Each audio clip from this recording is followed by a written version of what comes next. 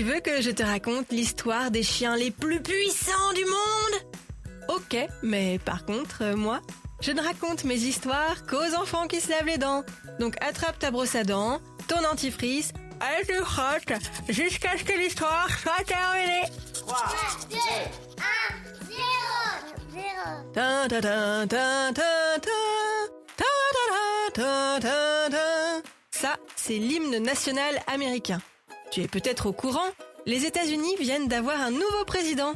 Et c'est une tradition là-bas. Tu le sais peut-être, quand un nouveau président prend le pouvoir, il va habiter à la Maison-Blanche à Washington.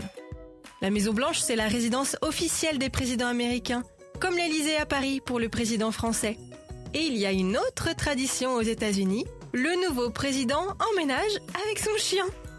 Tous les anciens présidents américains, à l'exception de celui qui vient de partir, Donald Trump, avaient un chien ou en ont adopté un lorsqu'ils sont devenus chefs d'État.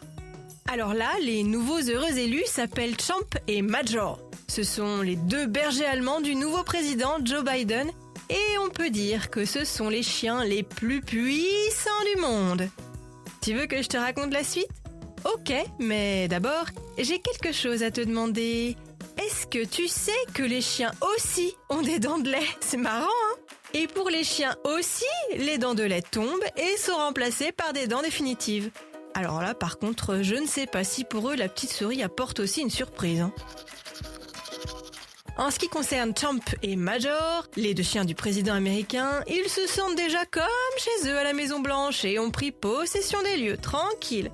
Dans une vidéo où on voit le nouveau président signer un décret très important dans son bureau, on entend en arrière-fond les deux bergers allemands aboyer dans le jardin sans se soucier de l'importance du moment.